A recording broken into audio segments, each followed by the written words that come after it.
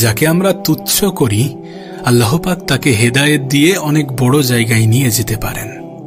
যাকে আমরা বড় কাফের মনে করি আল্লাহ পাক কাল তাকে হেদায়েত দিয়ে ইসলামের খেদমত করাতে পারেন।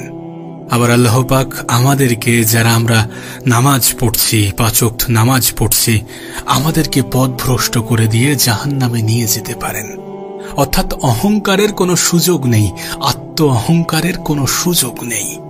আমাদের চেষ্টা করা উচিত হালাল পথে থাকা, হালাল পথে উপার্জন করা, হালাল খাওয়া। আল্লাহর রাস্তায় সুদ খেতে যাবেন না, ঘুষ খেতে যাবেন না, সমাজ বিরোধী কাজের সাথে নিজেকে লিপ্ত করবেন না। আল্লাহর দোহাই দিয়ে বলছি, দুর্নীতি করার চেষ্টা করবেন না, মানুষের সম্পদ আত্মসাৎ করার চেষ্টা করবেন না। আল্লাহকে ভয় করেন, আল্লাহর জন্য করেন, আল্লাহর রাস্তায় কাউকে ক্ষমা করে দেন, কাউকে ছেড়ে দেন, কাউকে মাফ করে দেন। আপনার কাছে হাত জোড় করে অনুরোধ করছি, সুদ খেতে যাবেন না।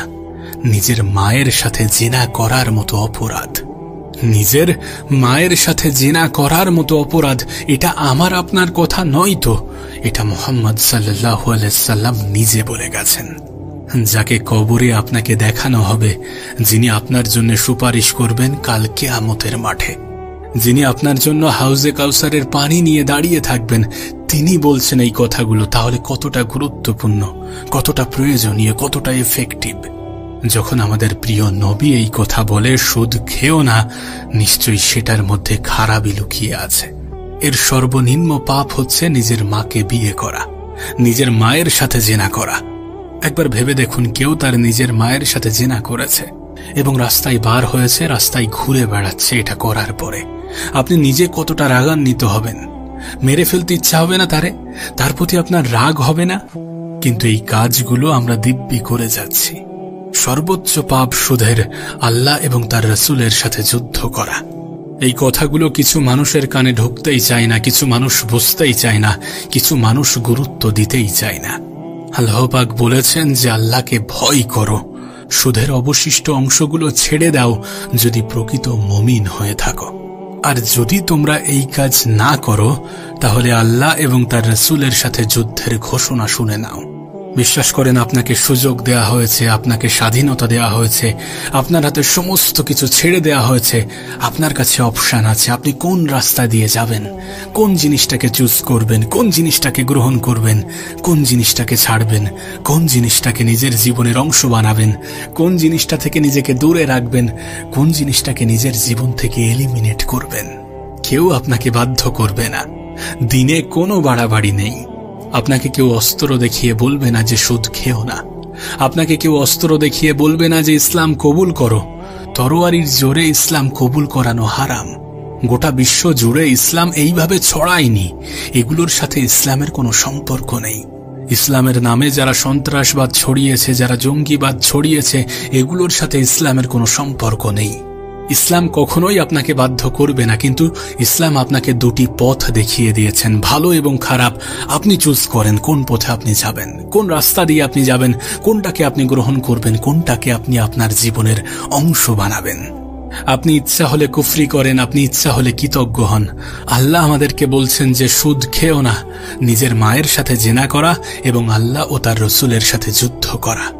আপনার পথ আপনি নিজে চুজ করেন। যদি হারাম জিনিসের প্রতি আকৃষ্ট হন, যদি হারাম টাকার প্রতি আকৃষ্ট হন, ছেড়ে দেন, সেটা থেকে দূরে চলে আসেন। আমাদের ইবাদত কবুল না হওয়ার অন্যতম কারণ হচ্ছে হারাম রিজিক। দেখুন, আমাদের অবস্থান দেখা হবে না। দাড়ি, টুপি, পাকড়ি যাই থাকুক না কেন, সেগুলোকে গুরুত্ব দেওয়া হবে না যদি আপনি সুদ খান। সেগুলো আপনার রবের কাছে প্রাধান্য পাবে না যদি আপনি সুদ খান। যদি আমরা সুদ খাই, যদি আমরা প্রতিনিয়ত নিজেদেরকে খারাপ কাজের সাথে যুক্ত করি, যদি সম্পূর্ণ পৃথিবী জুড়ে ভোট হয় এবং পৃথিবীর সকল মানুষ যদি ভোট দেয় যে সুদ হালাল, তাহলে সুদ হালাল হয়ে যাবে না। দয়া করে পরিবারের জন্য হালাল রিজিকের ব্যবস্থা করেন। এ সমাজে অনেক মানুষ আছে, অনেক খারাপ কাজের সাথে যুক্ত ছিল, প্রচুর টাকা ইনকাম করত, কিন্তু রিজিকে বরকত ছিল না। এখন সামান্য ব্যবসা করে খাচ্ছে, সামান্য চায়ের দোকান দিয়েছে, সামান্য কাজ করে খাচ্ছে, অল্প টাকা ইনকাম করছে, কিন্তু রিজিকে বরকত আছে। হারাম পথে কোটি টাকা ইনকাম করার চেয়ে হালাল পথে 1000 টাকা ইনকাম করা অনেক ভালো, অনেক সুখের, অনেক আনন্দের, অনেক গর্বের। এতে আমাদের রব অনেক বেশি খুশি হবেন, আমাদের স্রষ্টা অনেক বেশি খুশি হবেন। দেখুন, এত কথা বলছি তার কারণ, যদি একটা ছোট্ট কথা আপনার মধ্যে পরিবর্তন আনতে পারে তাহলে সেটাই অনেক। যদি একটা ছোট্ট জিনিস, একটা ছোট্ট বিষয়, একটা ছোট্ট বাক্য আপনার মধ্যে কোনো পরিবর্তন এনে দিতে পারে সেটাই অনেক। সেই চিন্তা ভাবনা পরিবর্তন করার চেষ্টাটাই তো চলছে। দিন শেষে তো আমরা মানসিক শান্তি খুঁজি, দিন শেষে তো আমরা মনে একটু শান্তি পেতে চাই। যদি আপনি হালাল পথে থাকেন তাহলে অল্প ইনকামে আপনি শান্তিতে থাকতে পারবেন, মনে শান্তি থাকবে, পরিবারে বরকত আসবে। অল্প ইনকামেও যে সুখে থাকা যায় এমনটা কি নয়? বাস্তব চিত্র দেখুন, অনেকে অনেক টাকা ইনকাম করছে হারাম পন্থায়, কিন্তু তাদের মনে কোনো শান্তি নেই, সুখ নেই। কিন্তু অনেকে অল্প টাকা ইনকাম করছে হালাল পন্থায়, কত ভালো আছে, কত সুন্দর জীবন কাটাচ্ছে, পরিবারের সকলের মুখে হাসি, অল্পতে খুশি থাকছে, অল্পতে সন্তুষ্ট থাকছে, রবের শুকরিয়া আদায় করছে, রবের প্রশংসায় নিজেকে লিপ্ত রাখছে। এটাই তো চান আমাদের রব। আমাদের রব চান যে আমরা তাঁর প্রশংসায় লিপ্ত থাকি, আমরা তাঁর শুকরিয়া আদায় করি, আমরা অল্পতে সন্তুষ্ট থাকি, আমরা বলি যে রব তোমাকে কোটি কোটি শুকরিয়া। এমনটাই তো চান আমাদের রব। আমরা নিজেরাও খেয়াল করি যে টাকাগুলো আমাদের কাছে অসৎ পন্থায় আসে, সেই টাকাগুলো কিভাবে জানি চলে যায়। আমরা সেই টাকাগুলোকে আটকে রাখতে পারি না। রাখতে পারবো কিভাবে? কারণ অসৎ পথে ইনকাম করা টাকাগুলোতে অসৎই না। অসৎ পথে উপার্জন করা টাকাই তো রবের সন্তুষ্টি নেই, সেই জন্যে সেই টাকাই বরকত নেই। আমরা যতটা পারবো, যতটা সম্ভব, যতটা হওয়া উচিত, যতটা করা উচিত, অহংকার থেকে দূরে থাকব। অল্প টাকা উপার্জন করব, কিন্তু সঠিক পথে, সৎ পথে উপার্জন করব। আপনি হালাল রিজিকের মধ্যে থাকেন, দেখবেন আপনার পরিবারের মানুষগুলো কম অসুস্থ হচ্ছে, আপনার সম্পদ চুরি ডাকাতি হচ্ছে না, নিরাপদ আছে। এমন অনেক ঘটনা আপনার সাথে ঘটবে যেগুলো আপনার কাছে আকস্মিক মনে হবে, কিন্তু না, সেগুলো আল্লাহর পক্ষ থেকে রহমত, সেগুলো আপনার হালাল উপার্জনের বরকত। আপনার অল্প রিজিকে আল্লাহ পাক যদি রহমত বরকত ঢেলে দেন তাহলে আপনি অল্প খেয়েও তৃপ্তি পাবেন। যখন আপনি হারাম খাওয়া ছেড়ে দেবেন দেখবেন আপনার উল্টো পাল্টা খরচাগুলো কমে এসেছে, কারণ তখন আপনি হালাল খাচ্ছেন। দেখেন, বরকত কিন্তু চোখে দেখা যায় না, কিন্তু এটাকে বুঝতে হয়, এটাকে অনুভব করতে হয়। আল্লাহ পাক কখন কার জীবনে কিভাবে পরিবর্তন এনে দেবেন তিনি নিজেই ভালো জানেন, তিনি নিজেই ভালো জানেন। তাই আমাদের অহংকার করা সাজে না।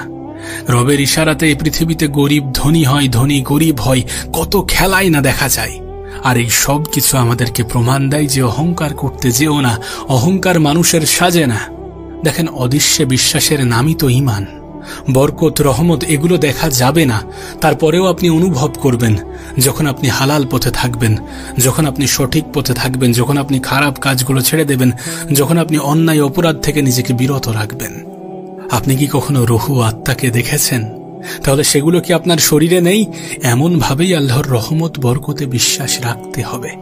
মহান রব্বুল আলামিন ইনশাল্লাহ আপনার অল্প রিজিকেই বরকত দেবেন, অল্প রিজিকেই বারাকা দেবেন ইনশাল্লাহ। আল্লাহর রাস্তায় দুর্নীতি করতে যাবেন না, কারোর টাকা আত্মসাৎ করতে যাবেন না। আপনাকে একটা হাদিস শোনাই, আমরা তো দায়িত্ব পেলে খুশি হই। রাসূলুল্লাহ সাল্লাল্লাহু আলাইহি ওয়াসাল্লাম বলেছিলেন, হে আবু যার, তুমি কখনো দুইজন ব্যক্তির দায়িত্ব নিতে যেও না। যদি দুইজন ব্যক্তির দায়িত্ব নাও, যেন তোমাকে ছুরিবিহীন জবাই করা হয়েছে, কারণ প্রত্যেককে তার দায়িত্ব সম্বন্ধে জিজ্ঞাসা করা হবে। আমরা তো খুশি হই। রাসূল সাল্লাল্লাহু আলাইহি ওয়াসাল্লাম বলেছেন, তোমরা কি জানো সবথেকে বড় মিসকিনকে, সবথেকে বড় দরিদ্রকে? সাহাবীরা বলছেন যে আমরা তো মনে করি যার কাছে সবথেকে কম অর্থ সম্পদ আছে সেই সবথেকে বড় মিসকিন। তখন নবী পাক সাল্লাল্লাহু আলাইহি ওয়াসাল্লাম বলেন যে ভুল, শোনো, সবথেকে বড় মিসকিন কে?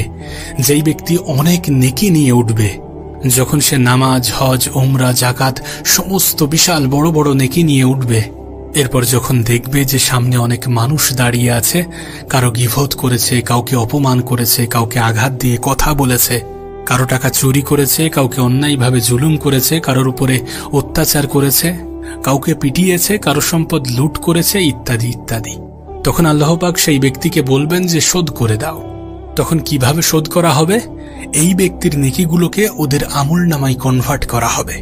সেই ব্যক্তির নেকিগুলোকে অন্য ব্যক্তি যাদের উপরে জুলুম করা হয়েছে, যাদের উপরে অত্যাচার করা হয়েছে, যাদেরকে গীবত করা হয়েছে, যাদের পিছনে সমালোচনা করা হয়েছে, যাদের সম্পদ আত্মসাৎ করা হয়েছে, তাদেরকে নেকিগুলোকে কনভার্ট করে দেয়া হবে।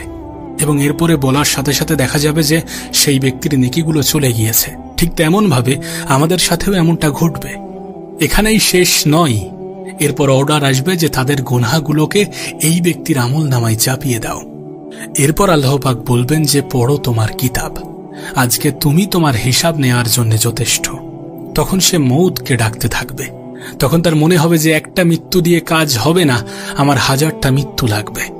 এটা হচ্ছে তাদের পরিণতি, যারা অন্যের সম্পদ আত্মসাৎ করে খাবে, যারা অন্যের উপরে জুলুম করবে, অত্যাচার করবে, অন্যের সম্পদকে নিজের করার চেষ্টা করবে, অন্যকে আঘাত দিয়ে কথা বলবে, কষ্ট দিয়ে কথা বলবে, অন্যকে পিটাবে, মারধর করবে, এই ধরনের কাজের সাথে নিজেকে লিপ্ত থাকবে। এটা হচ্ছে তাদের পরিণতি। এরপরেও যদি মনে হয় যে আমাদের অহংকার করার সুযোগ আছে, তাহলে সেটা কি ভুল মনে হয় না? এরপরেও যদি আমরা ভাবি যে অহংকার করব, তাহলে কিসের অহংকার করব? কি আছে আমাদের হাতে? অহংকার করতে যাবেন না। অহংকারী ব্যক্তিদেরকে আমাদের সৃষ্টিকর্তা পছন্দ করেন না, আমাদের রব পছন্দ করেন না। কিসের এত অহংকার আমাদের? আজ আছি, কাল থাকবো না। যখন থাকবো না, তখন কিছুই থাকবে না। এ পৃথিবীর সম্পদ কখনোই আমরা নিয়ে যেতে পারবো না। ঠিক যেমন খালি হাতে এসেছিলাম, খালি হাতেই ফিরে যেতে হবে। তাই দয়া করে আমরা অহংকারী না হই, আমরা অহংকার না করি।